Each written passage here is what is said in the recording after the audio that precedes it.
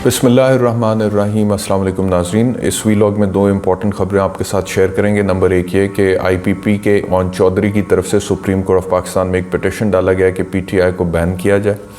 दूसरा ये कि मियां नवाज शरीफ साहब की बरियत हो गई है। वो जो प्लॉट अलॉटमेंट रेफरेंस था नैब में उस हवाले से, और वो फ़ैसला तफसीली जारी हो गया है। और उस फैसले में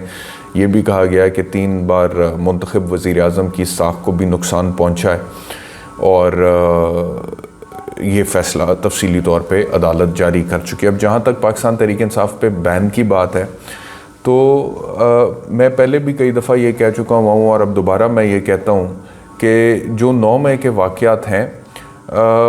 वो नेशनल सिक्योरिटी जो इस मुल्क की है उसके ऊपर तो कोई कॉम्प्रोमाइज़ नहीं, और अगर किसी ने उसके ऊपर कॉम्प्रोमाइज़ किया है तो उसके साथ कोई सिंपति नहीं है। और कानून के मुताबिक हर वो शख्स जिसने कौमी सलामती के ऊपर कॉम्प्रोमाइज़ किया, कानून के मुताबिक उसके ख़िलाफ़ कार्रवाई होनी चाहिए और अदालतों को फ़ैसले सुनाने चाहिए। ठीक है जी। लेकिन अब अगर मिसाल के तौर पे ये जहांगीर खान तरीन साहब हों या ओन चौधरी या IPP या PDM की 12-13 जमातें जितनी भी हैं, वो 9 मई को बुनियाद बना के सियासी तौर पर अगर फ़ायदा उठाने की कोशिश करें, यानी कि 9 मई को बुनियाद बना के वो सियासी तौर पे फ़ायदा उठाने की कोशिश करें। अब पाकिस्तान तहरीक इंसाफ जिसने 2018 में 2.25 करोड़ के करीब वोट लिया था, और पूरे पाकिस्तान में पाकिस्तान तहरीक इंसाफ की PTI की फॉलोइंग है। बहुत सारे लोगों ने 9 मई के वाक़यात के बाद PTI छोड़ा है। उसमें जो ज़्यादातर वो लोग थे जो कि ज़्यादा प्रोमिनेंट फेसेस थे PTI के, लेकिन बहुत सारे लोग PTI का भी हिस्सा हैं। और जो सपोर्ट है इमरान खान की ग्रास रूट लेवल पे, वो भी मेरी नज़र में अभी तक इंटैक्ट है, बल्कि मेरे ख्याल में सिंपैथी फैक्टर में इजाफा ही हुआ है।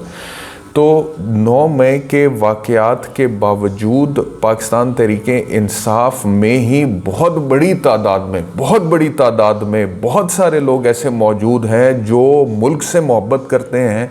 जो फ़ौज से मोहब्बत करते हैं, और जो अपनी जमात से भी, सियासी जमात से भी मोहब्बत करते हैं, इमरान खान को भी लीडर मानते। यानी कि बहुत बड़ी तादाद में PTI के अंदर वो लोग मौजूद हैं जो इमरान खान को अपना लीडर मानते हुए भी फ़ौज से भी मोहब्बत करते हैं, मुल्क से भी मोहब्बत करते हैं, मुल्क का भला चाहते हैं। तो ये कैसे पॉसिबल है कि वो तमाम लोग जो पाकिस्तान तहरीक इंसाफ का हिस्सा हैं उन सबको आप बैन कर दें, या पूरी एक पॉलिटिकल पार्टी को आप बैन कर दें? जो लोग उस पार्टी में ऐसे हैं जिन्होंने कानून की ख़िलाफ़ वर्जी करते हुए 9 मई के वाक़यात किए हैं, उनके ख़िलाफ़ ऑलरेडी केसेस चल रहे हैं, और वो केसेस का फ़ैसला अदालतों ने करना है। हाँ, right to a fair trial आइन का तकाजा है आर्टिकल 10 के अंदर, वो सबको मिलना चाहिए। वो तो एक मर्डरर को भी मिलता है, एक रेपिस्ट को भी मिलता है, तो वो सबको मिलना चाहिए। इसमें भी कानूनी तौर पे कोई दूसरी राय तो है नहीं। तो उन लोगों के साथ कानून के मुताबिक आप ज़रूर, ये बल्कि डिमांड है, मुतालबा है कि कानून के मुताबिक उन लोगों को ट्रीट किया जाए, कानून के मुताबिक उन लोगों के ऊपर केसेस बना के उन केसेस के फ़ैसले होने चाहिए मेरिट्स के मुताबिक, और जो गिल्टी है उसको सज़ा मिलनी चाहिए। लेकिन बाकी तमाम लोग जिनका ताल्लुक़ पाकिस्तान तहरीक इंसाफ से, और बहुत बड़ी तादाद में लोग वहाँ पर इस तरह के मौजूद हैं, और जो इमरान खान को लीडर भी मानते हैं, जो PTI को सपोर्ट भी करते हैं, PTI का वोट बैंक भी हैं, उनका 9 मई के वाक़यात से कोई ताल्लुक़ ही नहीं है, उन सब को आप उन लोगों के किए की सज़ा तो नहीं दे सकते। तो कानूनी तौर पे,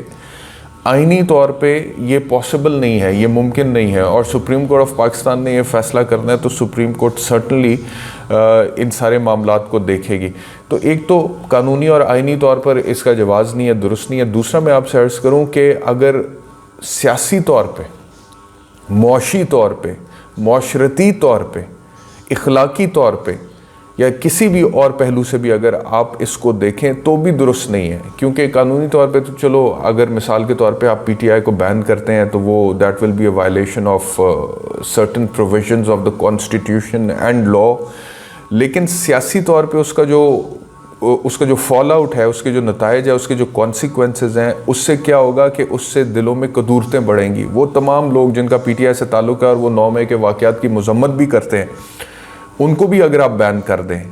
और उनकी जमात को बैन कर दें तो उनके दिलों में एहसास महरूमी बढ़ेगा, कदूरतें बढ़ेंगी, और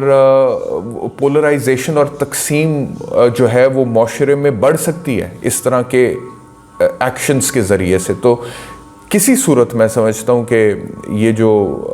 उन्होंने बैन करने की इस्तदा की है सुप्रीम कोर्ट ऑफ पाकिस्तान में, इसके ना तो कानूनी तौर पे कोई मेरिट्स हैं, ना आईनी तौर पे कोई मेरिट्स हैं, ना सियासी तौर पे कोई मेरिट्स हैं, ना माशरती तौर पे कोई मेरिट्स हैं, किसी भी एतबार से ना अखलाकी तौर पे कोई मेरिट्स हैं। तो मेरा नहीं ख्याल कि इसके ऊपर सुप्रीम कोर्ट ऑफ पाकिस्तान, चाहे मौजूदा चीफ़ जस्टिस के होते हुए इस पिटिशन का फ़ैसला हो या फिर आने वाले चीफ़ जस्टिस जो हैं काजी फ़ाइज़ साहब, उनके तो बड़े फ़ैसले पहले से मौजूद हैं इस हवाले से, जिसमें वो सिविल राइट्स की बात करते हैं, कॉन्स्टिट्यूशन की बात करते हैं, डेमोक्रेसी की बात करते हैं। तो by no stretch of imagination is it possible कि आप एक पूरी सियासी जमात को इनडिस्क्रिमिनेटली, यानी कि बग़ैर किसी इम्तियाज़ के आप सबको एक ही सफ़ में खड़ा कर दें। ये पॉसिबल ही नहीं होता, ये पॉसिबल नहीं होता। हाँ, अनलेस एंड अनटिल उस जमात का जो मंशूर है, उस मंशूर के अंदर मिसाल के तौर पे वो रियासत को मानने से इनकारी है या रियासत की रिट को चैलेंज करती है दहशतगर्दी के वाक़यात करके, और उनके मैनिफेस्टो में ये दर्ज है और वो रियासत को ही नहीं मानती है, तो वो तो कलअदम तहरीक तालिबान पाकिस्तान या दीगर जो इंतहा पसंद तंजीमें हैं उनके साथ अगर आप एक मेन स्ट्रीम पॉलिटिकल पार्टी को जोड़ना शुरू कर देंगे, जो कि पिछले 26 साल से पाकिस्तान के सियासी मंजरनामे में अपनी प्रेजेंस रखे हुए है और सियासत कर रही है और इलेक्शंस लड़ रही है और प्राइम मिनिस्टर भी उनका रह चुका है और अभी भी ग्रास रूट लेवल पे मकबूल है, तो अगर उनके साथ बैंड आउटफिट्स के साथ आप उस सियासी जमात को जोड़ देंगे तो मेरे ख्याल में उससे आप मुल्क के लिए एक डिसर्विस करेंगे और इंतशार और पोलराइजेशन और तकसीम और एहसास महरूमी जो है उसमें इजाफा करेंगे। तो मेरा नहीं ख्याल कि सुप्रीम कोर्ट जो है इसको होने देगी, क्योंकि आइनी कानूनी तौर पे उन्होंने मामला जो है वो सेटल करने हैं। तो एक तो ये ख़बर है। दूसरी ख़बर है मियाँ नवाज़ शरीफ की बरियत के हवाले से। मुझे अभी एक शो में ये सवाल पूछा गया कि जी मियाँ नवाज़ शरीफ का जो बरियत का फ़ैसला आया उसके अंदर ये भी लिखा है कि 3 बार मुंतखब वज़ीर आज़म की साख भी मुतासर हुई है। तो क्या ये सियासी इसका पहलू है, जो कि सियासी एक स्टेटमेंट है जो कि जज साहब ने अदालती फ़ैसले के अंदर लिख दिया। तो मैंने उसका जवाब ये दिया है कि ज़रूरी नहीं है कि इसको आप सियासी कहें, ये कानूनी पहलू भी हो सकता है। मिसाल के तौर पे अगर किसी शख्स के ख़िलाफ़ जेन्युइनली झूठे इल्ज़ामात लगे हैं और ट्रायल के बाद ये साबित हो जाता है कि वो इल्ज़ामात झूठे थे और उससे उसकी साख मुतासर हुई है, तो फिर this is a legal finding also कि जी शख्स की साख मुतासर हुई है और वो डेफेमेशन या हत्या इज़्ज़त के तो बाकायदा तौर पे आपको पता है कि दावे वगैरह भी होते हैं और डैमेजेस वगैरह भी आप क्लेम कर सकते हैं। मिलिशियस प्रोसिक्यूशन के दावे भी होते हैं, उसके डैमेजेस भी आप क्लेम कर सकते हैं। तो वो तो अपनी जगह पे जनरली तो इसका जवाब यही है। तो मैंने वो अभी तफसीली तौर पर फ़ैसला पढ़ा नहीं है, तो किस बुनियाद पर जज साहब ने ये ऑब्जर्वेशंस दिए वो मैं देखूंगा, तो फिर तफसील से आपकी खिदमत में दोबारा हाज़िर होऊंगा। लेकिन बात यह है कि मियाँ नवाज़ शरीफ साहब की जो साख है उसको अगर आप ओवरऑल देखें तो ये बात तो कहना गलत नहीं होगा कि मियाँ साहब के हवाले से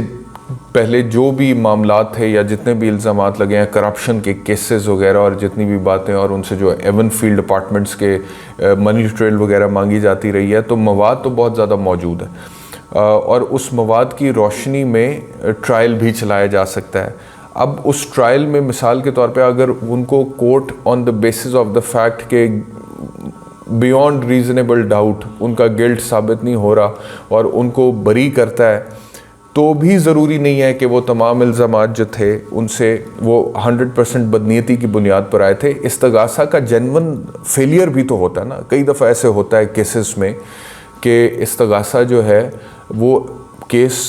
मजबूत होने के बावजूद कोई जेन्युइन ब्लंडर्स कमिट करता है जिसकी वजह से मुल्ज़िम के ख़िलाफ़ केस साबित नहीं हो पाता है और उसकी बरियत हो जाती है। इस तरह की बरियत की सूरत में there is no question of a malicious prosecution या साख के ख़राब होने का फिर सवाल पैदा नहीं होता है, क्योंकि वो सिर्फ स्टैंडर्ड ऑफ प्रूफ मीट नहीं हुआ होता है, उसके मुताबिक इस्तगासा साबित नहीं कर पाता है। और अगर कोई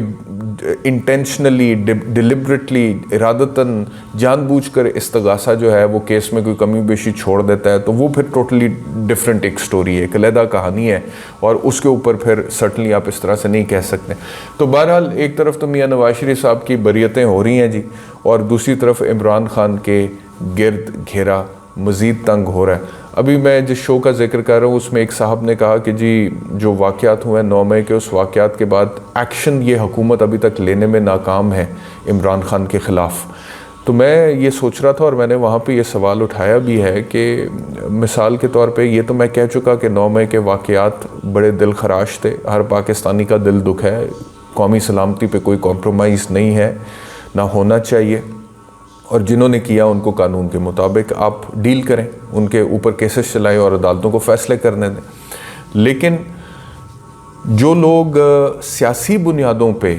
ये कहते हैं कि इस हुकूमत ने एक्शन कोई नहीं लिया 9 मई के बावजूद,